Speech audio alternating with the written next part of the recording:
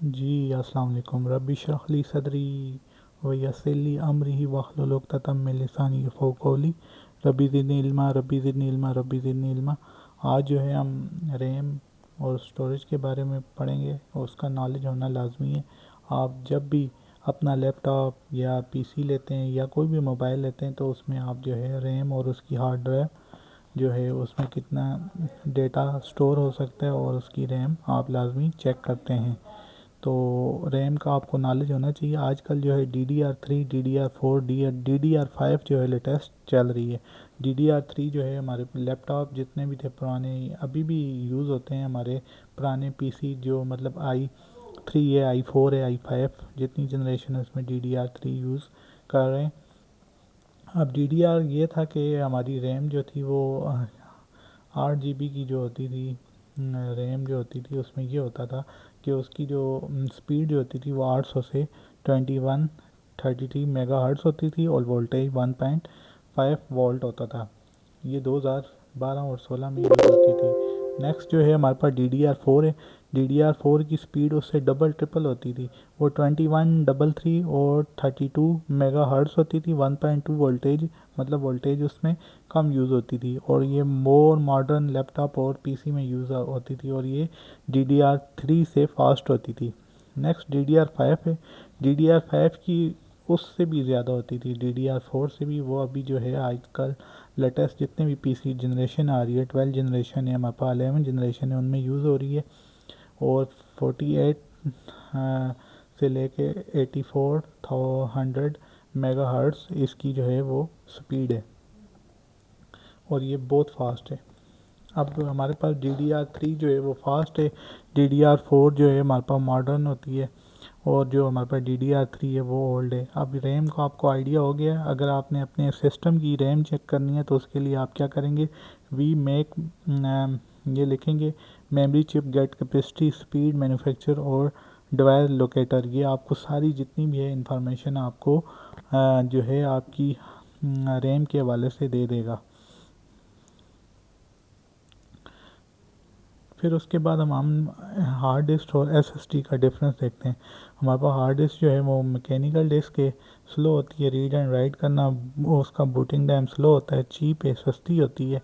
जबकि SSD हमारे पास जो है वो हमारे पास फास्ट है और वो मतलब कि हार्ड डिस्क से स्पीड उसकी ज़्यादा होती है और एक्सपेंसिव होती है और ये आजकल जो है हमारे लैपटॉप में यूज़ होती है।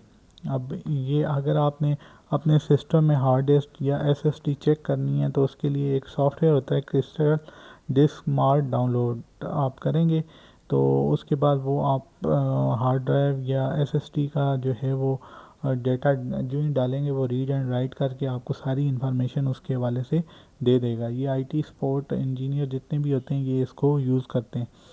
तो उसके अलावा प्रैक्टिकली भी आप CMD में जाके वी मेक disk drive get model size और मीडिया टाइप करेंगे तो आपको उसकी सारी इन्फॉर्मेशन वो दे देगा। नेक्स्ट हम विंडो डाउनलोड करने का देखेंगे। तो विंडो किस तरह डाउनलोड करते हैं ये भी बहुत इम्पॉर्टेंट है। हर एक बंदे को विंडो डाउनलोड करना आनी चाहिए।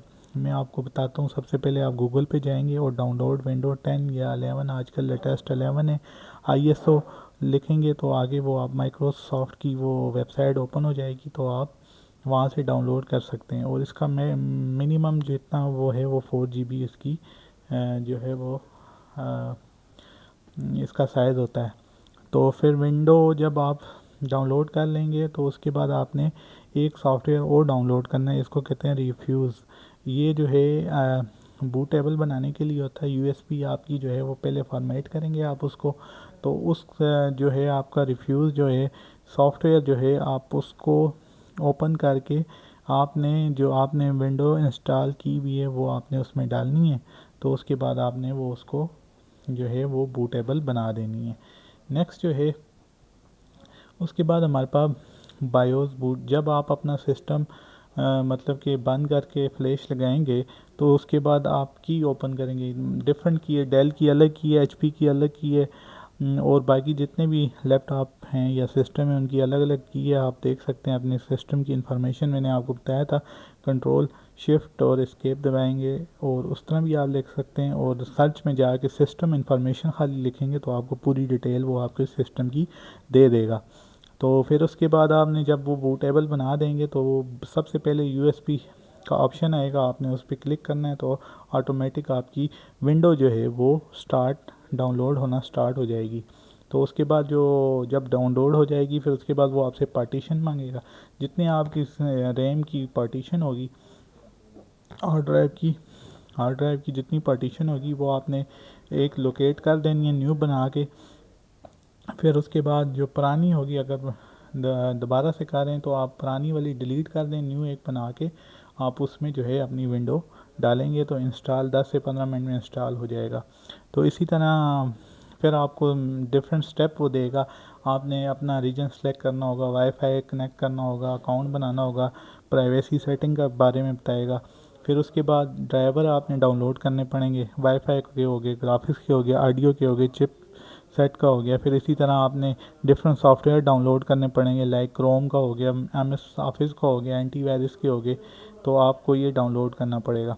उम्मीद करता हूँ कि आपको ये लेक्चर समझ आया होगा। इंशाल्लाह मेरी कोशिश होगी मैं आपको प्रैक्टिकली भी विंडो वर्चुअल मशीन एक में बनाऊंगा तो उस पर आपको डाउनलोड करने का तरीका बताऊंगा इंशाल्लाह।